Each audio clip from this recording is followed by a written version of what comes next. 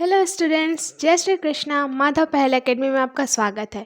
आज हम लोग अपनी क्लास में डिस्कस करेंगे जन्म दर, मृत्यु दर, जनसंख्या वृद्धि एवं जनसंख्या ह्रास। ठीक है, ये सारे छोटे छोटे टॉपिक हैं और ये प्रतिशत से रिलेटेड टॉपिक है। ठीक है, इसलिए हम आज इसको डिस्कस करेंगे। प्रतिशत की क्लास मैंने पहले आपको दे दी है, अपलोड हो गई है वो। ठीक है, तो आज हम लोग देखते हैं जन्म दर, मृत्यु दर, जनसंख्या वृद्धि एवं जनसंख्या ह्रास। ठीक है ये इसके लिए हम लोग कुछ फॉर्मूला देखते हैं। देखिए, पहले देखते हैं जन्म दर।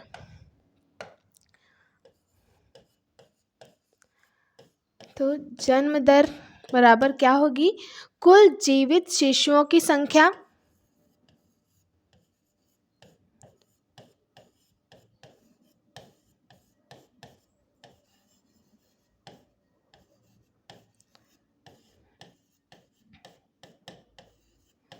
कुल जीवित शिशुओं की संख्या बटे में हो जाएगा कुल जनसंख्या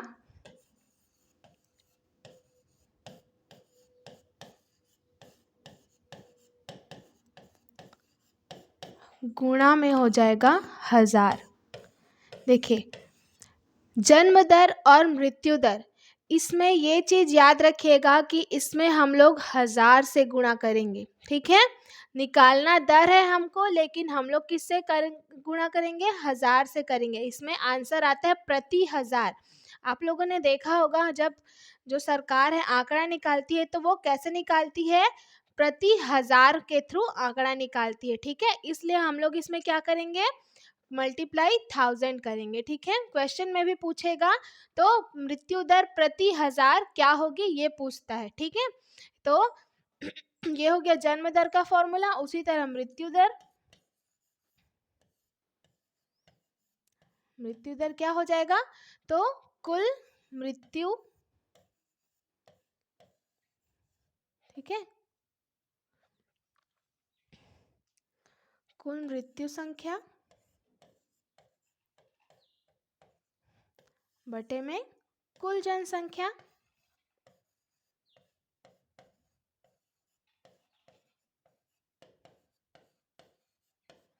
गुणा में क्या हो जाएगा? 1000 हो जाएगा। ठीक है, देखिए, हम लोग जब प्रतिशत का साइन करते थे तो प्रतिशत का साइन कैसे होता था? ऐसा होता था। ठीक है, लेकिन प्रति 1000, जैसे हमको पूछा मृत्यु दर क्या होगी, तो हम लोग उसका आंसर कैसे देंगे? प्रति 1000 में देंगे, तो उसका साइन हो जाएगा यहाँ नीचे में 2 0 हो जाएगा। ठीक है, चलिए क्वेश्चन सॉल्व करते हैं इससे रिलेटेड। देखिए, फर्स्ट क्वेश्चन है, किसी शहर की वर्ष 2012 की जनसंख्या 2,10,000 थी। ठीक है, 2012 की जनसंख्या कितनी थी? तो 2,10,000 थी। यदि उस वर्ष में कुल 4200 बच्चों का जन्म हुआ तो वर्ष 2012 की जन्म दर ज्ञात करनी है। अब देखिए, हम लोग इसको क्या करेंगे? फॉर्मूला में पुट कर देंगे तो निकल जाएगा आंसर। जन्म दर क्या होगी? तो कुल जीवित शिशुओं की संख्या कितनी है?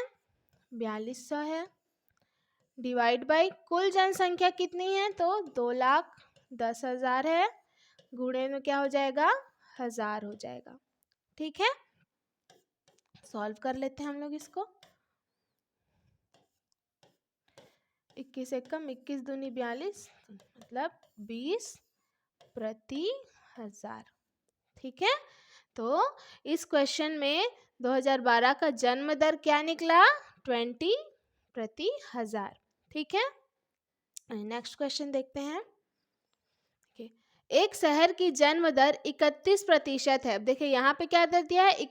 जन्म दर दे दिया है। ठीक है, तो वह इस वर्ष में कुल 1240 बच्चों का जन्म हुआ, तो शहर की कुल जनसंख्या कितनी होगी? तो इसमें क्या करना है? हमको कुल जनसंख्या निकालना है। ठीक है, तो जन्म दर क्या दिया है? 31 दिया है, इज इक्वल्स टू कुल जीवित शिशुओं की संख्या क्या है?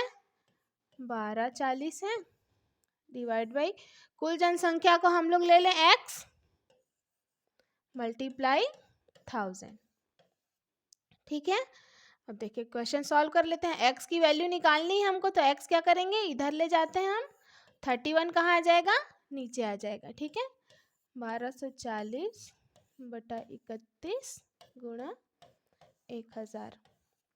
ठीक है, तो ये क्या हो जाएगा, 31 एकम 31 चौके 0। ठीक है, तो ये हो जाएगा 1 4 हो गया और 4 टाइम्स 0, दैट मीन्स उस शहर की जनसंख्या कितनी थी, कुल जनसंख्या, तो 40,000। एक्स की वैल्यू क्या निकल गई, 40,000, 40,000। ठीक है, नेक्स्ट क्वेश्चन देखते हैं। एक शहर में किसी वर्ष 130 व्यक्तियों की मृत्यु हो गई। अब देखिए ये कौन सा क्वेश्चन है, तो इसमें मृत्यु दर निकालना होगा। उसी वर्ष की जनसंख्या 32,500 थी, तो शहर की मृत्यु दर प्रति हजार क्या होगी। ठीक है, देखिए इसमें क्या निकालना है, हमको मृत्यु दर निकालना है। मृत्यु दर का फॉर्मूला मैंने बताया, क्या बताया, मृत्यु दर का फॉर्मूला होता है कुल मृत्यु संख्या अपॉन कुल जनसंख्या गुणा 1000। ठीक है, ये मृत्यु दर का फॉर्मूला। तो मृत्यु दर, कुल मृत्यु कितने हुई, तो 130 हुई, बटे कुल जनसंख्या कितनी है, 32,500 है।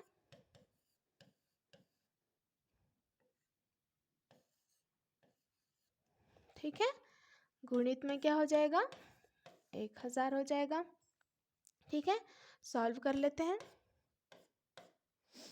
ठीक है, कितना आ जाएगा आंसर,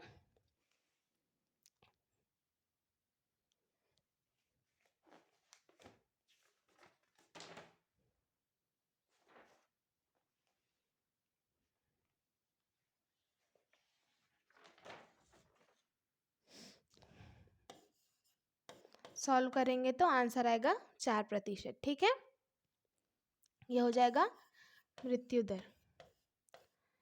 ठीक है, चलिए जन्म दर और मृत्यु दर का क्वेश्चन देख लिए हम लोग। ऐसे ही आएगा क्वेश्चन, ज़्यादा बड़ा टॉपिक नहीं है, छोटा छोटा टॉपिक है। ठीक है, चलिए नेक्स्ट क्वेश्चन देखते हैं। यदि एक शहर के प्रारंभ में जनसंख्या 1,50,000 थी तथा वर्ष के अंत में जनसंख्या बढ़कर 1,70,000 हो गई, तो वर्ष के दौरान जीवित जन्मे शिशुओं की संख्या 3200 है। ठीक है, जीवित जन्म शिशुओं की संख्या क्या है, 3200 है। तो शहर की जन्म दर क्या होगी। अब देखिए इसमें क्या दे दिया है, प्रारंभ में और अंत में दो जनसंख्या दे दी हुई है हमको।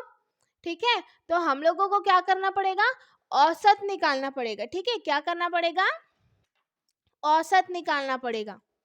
ठीक है, तो औसत जनसंख्या कैसे निकालेंगे, तो औसत जनसंख्या का फॉर्मूला हो जाएगा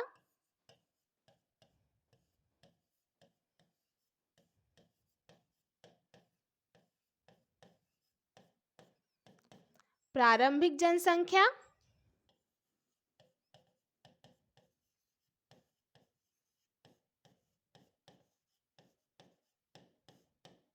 प्लस अंतिम जनसंख्या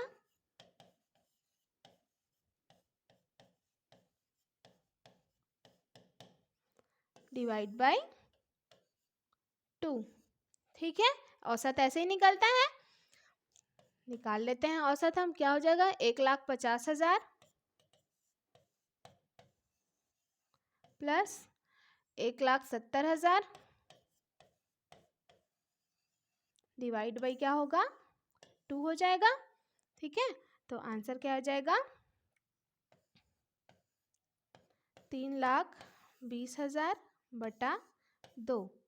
ये क्या हो जाएगा, 1,60,000 हो जाएगा।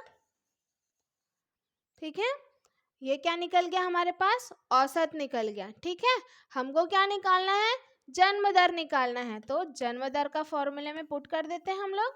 जन्म दर क्या हो जाएगा, कुल जीवित शिशुओं की संख्या कितनी दी हुई है, 3200 दी है, डिवाइड बाय जनसंख्या, तो यहाँ पे हम लोग औसत जनसंख्या को लिखेंगे, गुणित में क्या हो जाएगा, 1000 हो जाएगा। ठीक है, तो इसका आंसर आ जाएगा 20%। ठीक है, इन सबको सॉल्व करेंगे तो हमारा आंसर आएगा 20%। ठीक है, चलिए ये हो गया औसत से रिलेटेड क्वेश्चन, अगर प्रारंभिक और अंतिम जनसंख्या दी हुई है तो। ठीक है, नेक्स्ट देखते हैं हम लोग। देखिए हमारा जो नेक्स्ट टॉपिक है वो है जनसंख्या वृद्धि। ठीक है, तो जनसंख्या वृद्धि दर का फॉर्मूला क्या हो जाएगा?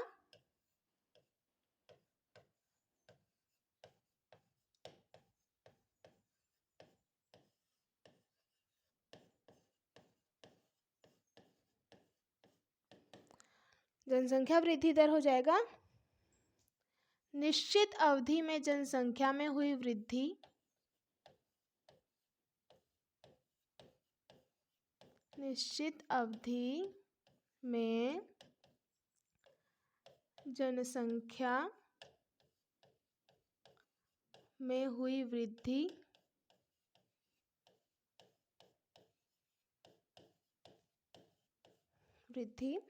बटे में हो जाएगा वृद्धि के प्रारंभ में जनसंख्या। ठीक है, क्या होगा? वृद्धि के प्रारंभ में जनसंख्या, यहाँ पे क्या हो जाएगा? गुणा में 100 होगा। ठीक है, केवल जन्म दर और मृत्यु दर इसमें ही हम 1000 से मल्टीप्लाई करेंगे, लेकिन जो बाकी के हैं जैसे जनसंख्या वृद्धि दर, तो इसमें क्या हो जाएगा? मल्टीप्लाई 100 हो जाएगा। ठीक है, चलिए हमारा नेक्स्ट क्वेश्चन इसी फॉर्मूला पे बेस्ड है। ठीक है, चलिए देखते हैं। किसी शहर की वर्ष 2006 के अंत में जनसंख्या 1,20,500 थी, जो 2007 के अंत में बढ़कर कितनी हो गई? 1,25,600 हो गई। ठीक है, तो शहर की वर्ष 2007 में हुई जनसंख्या वृद्धि दर निकालनी है हमको। ठीक है, तो कैसे निकालेंगे हम लोग? तो देखिए हमारा फॉर्मूला क्या था? निश्चित अवधि में जनसंख्या में हुई वृद्धि, तो वो कैसे निकालेंगे हम लोग? तो अंतिम जनसंख्या में से जो 2006 के अंत में जो जनसंख्या थी उसको हम लोग 2007 में जो बढ़कर जनसंख्या आई उससे माइनस करेंगे, तो हमारे जनसंख्या वृद्धि पता चल जाएगी। ठीक है, तो जनसंख्या में वृद्धि का फॉर्मूला क्या हो गया? जनसंख्या वृद्धि कैसे निकाले हम लोग? तो अंतिम में से जो पहला वाला जनसंख्या है उसको माइनस कर देंगे, तो क्या है? 1,25,600 माइनस क्या हो जाएगा? 1,20,500। ठीक है, इसको हम लोग माइनस करेंगे, हमारा आ जाएगा 5,100। ठीक है, ये हो गया जनसंख्या वृद्धि कितनी हुई। अब हम लोग क्या निकालेंगे? जनसंख्या वृद्धि दर। ठीक है, तो वो क्या हो जाएगा?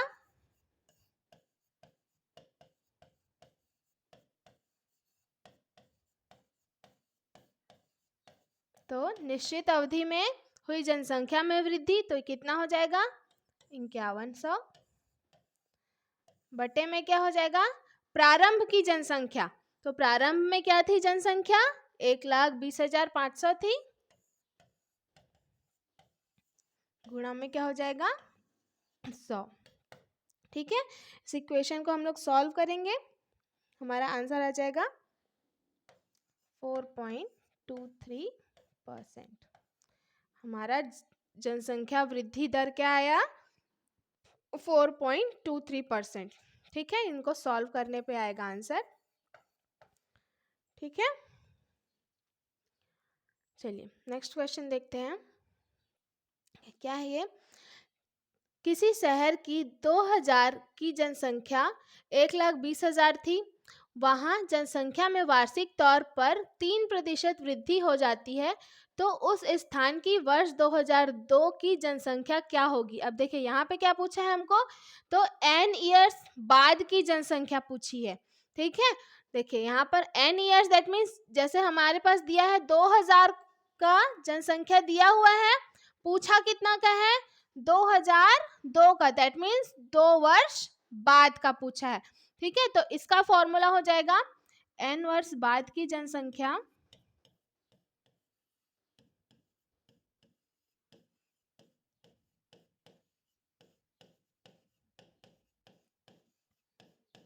बराबर हो जाएगा अवधि के प्रारंभ में जनसंख्या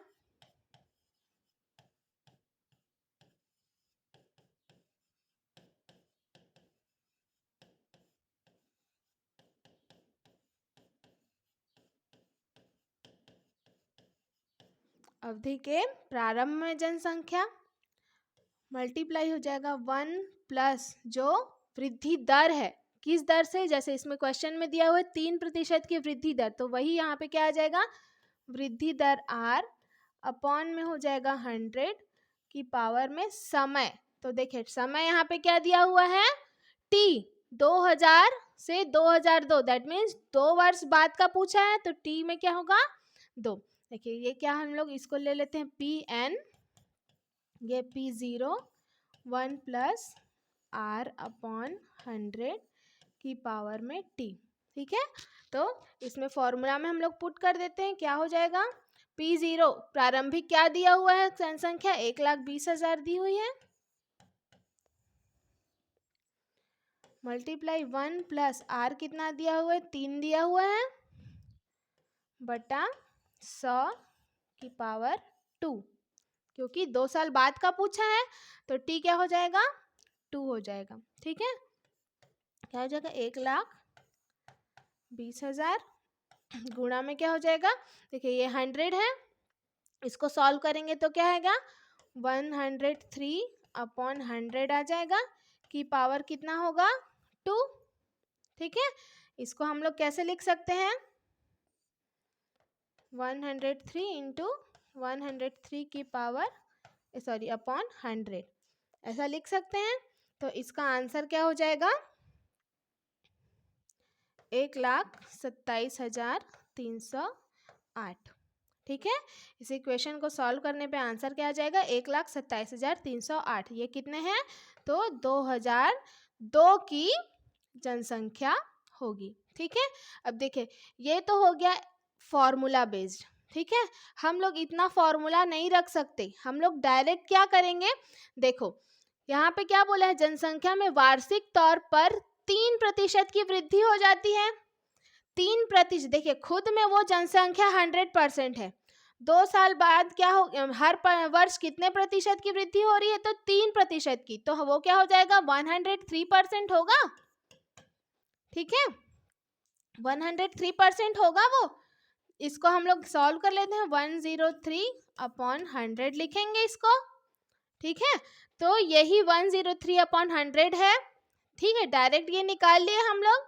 उसके बाद क्या करना है, तो प्रारंभिक जनसंख्या जो भी दिया हुआ है x, मान लीजिए x है, मल्टीप्लाई कर देंगे इसी परसेंट को, तो और कितने टाइम्स, तो जितने ईयर्स के बाद पूछा है हमको, ठीक है।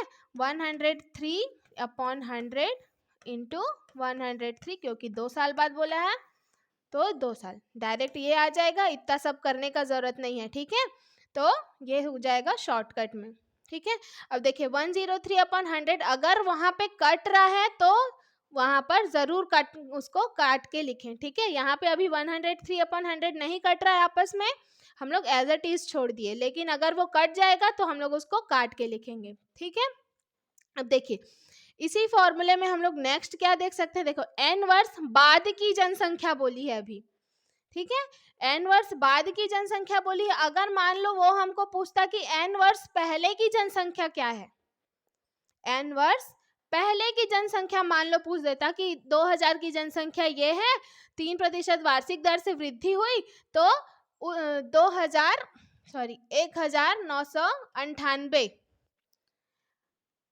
1998 में जनसंख्या क्या होगी, अगर ये क्वेश्चन पूछता हमको, तब हम लोग क्या करते, इसी फॉर्मूले में, इसी में ही 103 के जगह पे ये क्या हो जाता, 3% वार्षिक दर पे वृद्धि हो रही है, तो 103 अपॉन 100 आ गया।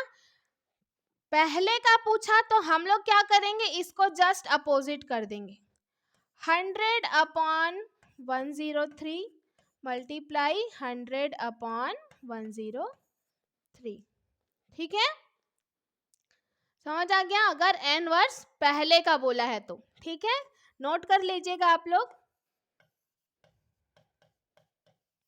अगर n वर्ष पहले बोलता है तो जो भी परसेंट हम लोग निकाले उसका अपोजिट करके कुल जनसंख्या, जो प्रारंभिक जनसंख्या दी हुई है, जिस ईयर की जनसंख्या दी हुई है, उससे हम लोग मल्टीप्लाई कर देंगे। कितने टाइम्स? तो जितने टाइम्स के पहले या बाद में वो पूछा है। ठीक है, चलिए नेक्स्ट क्वेश्चन देखते हैं।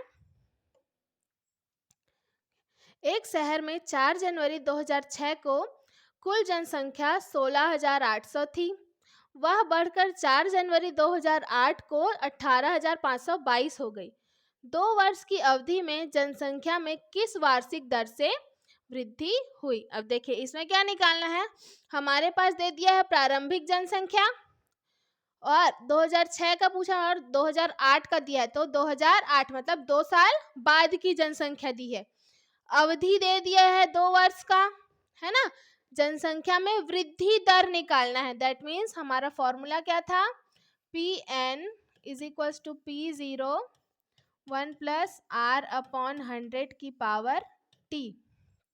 हमको R को पूछा है, पी एन दे दिया है, पी एन क्या है 18,522। P0 2006 में कितना था 16,800। 1 प्लस R क्या है निकालना है अपॉन 100, T 2 हो जाएगा। ठीक है, क्वेश्चन हम लोग सॉल्व कर लेते हैं। ये हम लोग इधर ले जाते हैं तो क्या हो जाएगा 18,522 बटा 16,800 1 प्लस R अपॉन 100 की पावर 2। ठीक है, इसको सॉल्व करेंगे तो हमारा आंसर आएगा 441 divide by 400 is equals to 1 plus R upon 100 की पावर 2। अब देखिए इधर हमारे पास ये क्या है स्क्वायर में है, हम लोग स्क्वायर को अगर हटाना है तो हम लोग क्या करेंगे इधर रूट कर देंगे तो ये स्क्वायर हट जाएगा। ठीक है, इस स्क्वायर को इधर ले जाते हैं तो ये क्या हो जाएगा अंडर रूट में हो जाएगा। 441 divide by 400 is equals to 1 plus R upon 100। ठीक है, यहाँ बना देती हूँ। देखिए 441 किसका स्क्वायर रूट है, तो ये होता है 21 का, और 400 किसका होता है तो 20 का। ठीक है, ये क्या हो जाएगा 1 प्लस R अपॉन 100। इस 1 को इधर ले जाते हैं तो ये हो जाएगा 21 upon 20 sorry minus 1 is equals to R upon 100। इसको सॉल्व करेंगे या क्या आ जाएगा 1 अपॉन 20, ये 100 नीचे में है, इसको हम लोग कहाँ ले जाएंगे ऊपर ले जाएंगे। ठीक है, तो इंटू 100 हो जाएगा, ये डिवाइड में है इधर आके इंटू हो जाएगा, इज इक्वल्स टू क्या बच जाएगा R बच जाएगा। अब R की वैल्यू क्या निकल गई 5, दैट मीन्स 5% की दर से वृद्धि हो रही है। ठीक है, समझ आ गया क्वेश्चन। चलिए नेक्स्ट क्वेश्चन देखते हैं। एक गांव की जनसंख्या में पहले वर्ष 5% वृद्धि तथा दूसरे वर्ष 5% की कमी हुई। ठीक है, दूसरे वर्ष के अंत में जनसंख्या 47,880 थी, तो पहले वर्ष के प्रारंभ में उसकी जनसंख्या क्या हो रही होगी, क्या थी। ठीक है, चलिए देखते हैं। यहाँ पे देखो हमारे पास क्या बोला, पहले 5% वृद्धि हुई, सेकेंड ईयर क्या हुआ 5% कमी, दैट मीन्स यहाँ पे जनसंख्या ह्रास बता रहा है। तो जनसंख्या ह्रास का फॉर्मूला क्या हो जाएगा,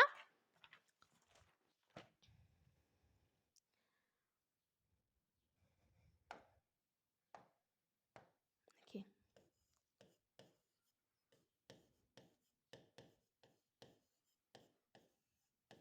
जनसंख्या ह्रास बराबर क्या हो जाएगा, तो निश्चित अवधि में जनसंख्या में हुई कमी।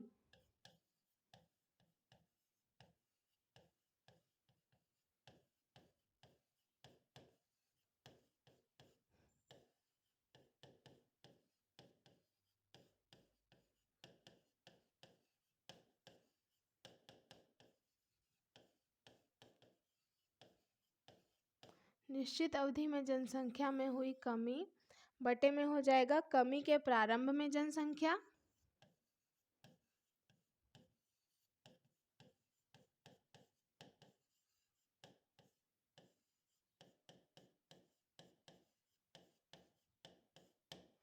गुणे में 100। ठीक है, देखिए ये क्या है, जनसंख्या ह्रास का फॉर्मूला है। ठीक है, अगर हमको क्वेश्चन में नॉर्मल जनसंख्या ह्रास कितना हुआ ये पूछता तो जनसंख्या ह्रास का फॉर्मूला ये है। ठीक है, नोट कर लीजिएगा आप लोग। ठीक है, देखिए हमको अभी क्वेश्चन में क्या बोला है, n वर्ष पहले की जनसंख्या, तो पहले वर्ष के प्रारंभ में उसकी जनसंख्या क्या थी। ठीक है, तो ये n वर्ष इसमें इंक्लूड हो गया, दैट मीन्स यहाँ पे क्या हो जाएगा, जो इसके पहले हम लोग फॉर्मूला देखे उस पे बेस्ड बनेगा ये। ठीक है, चलिए देखते हैं हम लोग। देखिए क्या हो जाएगा, Pn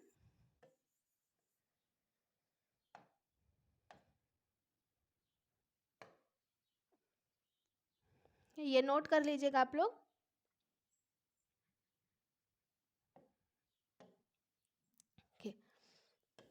Pn is equal to P0 1 plus minus R upon 100 की पावर T। अब यहाँ पे प्लस और माइनस ये क्यों किया मैंने, तो देखिए प्लस तब करेंगे जब वृद्धि हो रही होगी, जितना भी परसेंट दिया उसमें वृद्धि हो रही होगी तो प्लस करेंगे, और अगर कमी हो रही होगी तो क्या करेंगे, माइनस करेंगे। देखिए क्वेश्चन में हमारे पास क्या दिया है, पहले वर्ष 5% वृद्धि हुई, मतलब फर्स्ट ईयर में क्या हुआ 5% वृद्धि हुआ, तो हम लोग क्या करेंगे, प्लस R/100 करेंगे।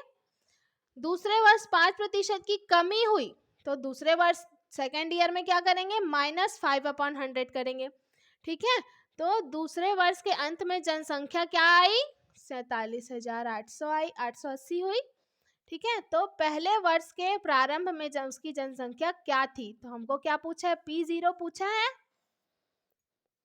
Pn दिया है, दूसरे वर्ष के अंत में जनसंख्या हमारी, तो Pn दिया हुआ है, P0 पूछा है, R की वैल्यू दी हुई है। ठीक है, चलिए फाइंड कर लेते हैं हम लोग। देखिए Pn क्या है, तो 47,800, P0 पूछ रहा है हमको 1, पहले क्या करेंगे 5%, पहले ईयर में 5% वृद्धि हुई तो प्लस 5/100, सेकेंड ईयर में क्या हुआ 5% कमी तो -5/100। ठीक है, देखिए अगर दोनों वर्ष में एक ही टाइप की वृद्धि होती तो हम लोग क्या करते, स्क्वायर कर देते, 2 वर्ष का दिया है तो स्क्वायर कर देते, लेकिन इस क्वेश्चन में क्या बोला है, पहले वर्ष 5% वृद्धि, दूसरे वर्ष 5% कमी, तो हम लोगों ने दोनों को अलग अलग ले लिया। ठीक है, क्वेश्चन सॉल्व कर लेते हैं हम लोग, क्या होगा, P0 नहीं दिया है हमको, इसको सॉल्व करेंगे, क्या हो जाएगा ये 105/100 होगा, मल्टीप्लाई ये क्या हो जाएगा 95/100। ठीक है, ये हो जाएगा। हमको P0 की वैल्यू निकालनी है, P0 हम लोग एक किनारे लिख लेते हैं, ये 47800 है। ठीक है, ये वैल्यू हम लोग इधर लेके जाएंगे तो ये 100 कहाँ चला जाएगा, ऊपर चला जाएगा, अपॉन 105 इंटू 95 ये हो जाएगा, तो हमारे पास P0 की वैल्यू आ जाएगी 48,000। ठीक है, दैट मीन्स 48,000। ठीक है, प्रारंभ में 48,000 थी, उसके बाद नेक्स्ट में क्या हो गई 47,880 हो गई। ठीक है, ये हमारा आंसर हो गया। ठीक है, चलिए नेक्स्ट क्वेश्चन देखते हैं। एक कस्बे की जनसंख्या 1,76,400 है, यदि इसमें 5% वार्षिक दर से वृद्धि हो रही हो तो 2 वर्ष पहले जनसंख्या कितनी थी। देखिए यहाँ पर वही मैं बताई जो 2 वर्ष पहले की पूछा है हमको। ठीक है, 2 वर्ष पहले की पूछा तो हम लोग क्या करेंगे, जो परसेंट निकालेंगे उसको अपोजिट करके मल्टीप्लाई करेंगे। देखिए समझाती हूँ मैं, 5% वार्षिक दर से वृद्धि हो रही है। ठीक है, तो वृद्धि के लिए हम लोग क्या करेंगे, 105% करेंगे। क्या करेंगे, 105 करेंगे। तो 105 को हम लोग लिख देते हैं 105/100।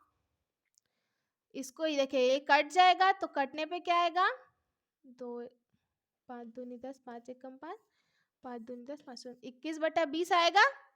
ठीक है, 105% को हम लोगों ने सॉल्व कर लिया। अब हमको क्या पूछा है, 2 वर्ष पहले की जनसंख्या पूछी है। मैंने आपको बताया क्या करेंगे हम लोग, जो जनसंख्या दी हुई है उसको लिख लेंगे, मल्टीप्लाई क्या कर देंगे। अभी देखिए ये 105% की वैल्यू क्या आई, 21/20 आई। हमको पूछा है 2 वर्ष पहले की जनसंख्या, तो हम लोग क्या कर देंगे, इसको अपोजिट कर देंगे। 21/20 है उसको कर देंगे 20/21। कितने टाइम्स करेंगे, 2 वर्ष बोला है तो 2 टाइम्स। ठीक है, समझ आ गया क्या बोल रहा है क्वेश्चन, कैसे सॉल्व करना है। ठीक है, इसको जस्ट अपोजिट करके लिख देंगे क्योंकि पहले का पूछा है। ठीक है, इसको सॉल्व करने पे हमारा आंसर आ जाएगा 1,60,000। ठीक है,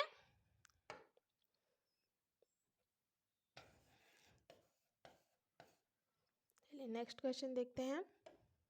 देखिए, एक मशीन का क्रय मूल्य ₹2 लाख है। यदि इसका 10% वार्षिक दर से अवमूल्यन हो तो 3 वर्ष बाद इसका मूल्य कितना होगा। देखिए यहाँ पे क्या बोल रहा है, अवमूल्यन। अवमूल्यन का मतलब क्या होता है, तो अवमूल्यन मतलब होता है कमी। ठीक है, अवमूल्यन का मतलब होता है कमी। ठीक है, 10% वार्षिक दर से क्या हो रही है, उसमें कमी हो रही है। ठीक है, तो 3 वर्ष बाद इसका मूल्य कितना होगा। ठीक है, तो देखिए इसमें क्या हो जाएगा, जो परसेंट निकालेंगे हम लोग। देखिए यहाँ पे 10% है तो 10% की दर से अवमूल्यन हो रहा है, मतलब 90% हो रहा है। अवमूल्यन हो गया तो अगला ईयर में क्या होगा, 90% होगा। ठीक है, तो 90% को हम लोग निकाल लेंगे, क्या हो जाएगा, तो 90/100। ठीक है, इसको कट करेंगे, क्या हो जाएगा, एक 0 कट गया, 9/10 हो गया। 90% को क्या हो गया, 9/10। ठीक है, हम लोग फॉर्मूला में रख देते हैं, जो हम लोगों ने शॉर्टकट बनाया, तो पहले लिख देंगे कि जितना जनसंख्या दिया हुआ है। ठीक है, मल्टीप्लाई किससे करेंगे, तो 9/10। 9/10 से क्यों करेंगे, क्योंकि हमको बाद का पूछा है, पहले का नहीं पूछा है। ठीक है, अगर पहले का पूछता तो हम लोग क्या करते, 10/9 करते, लेकिन हमको अभी क्वेश्चन में बोला है बाद का, तो हम लोग क्या करेंगे, एज इट इज जो परसेंट आया वो लिखेंगे 9/10। कितने टाइम्स लिखना है, तो 3 साल बाद बोला है तो 3 टाइम्स मल्टीप्लाई करेंगे, 9/10 गुणा 9/10 गुणा 9/10। ठीक है, देखिए इस क्वेश्चन को सॉल्व करेंगे, क्या होगा, 9 का क्यूब, 9 का क्यूब क्या होता है, 729। ठीक है, मल्टीप्लाई हो जाएगा 200। आंसर क्या हो जाएगा, 20 एज इट इज हो जाएगा। 2 9 18 की 8, हासिल आ गई 1, 2 दूनी 4 और 1 5, 7 दूनी 14। That means 1,45,000। ठीक है, समझ आ गया क्वेश्चन। हमेशा याद रखना कि बाद में हमको क्या लेना है और पहले में क्या लेना है। ठीक है, फॉर्मूला याद रखिए, क्वेश्चंस इजीली सॉल्व हो जाएंगे। घर पे और प्रैक्टिस कीजिए। ओके, थैंक यू, जय श्री कृष्णा।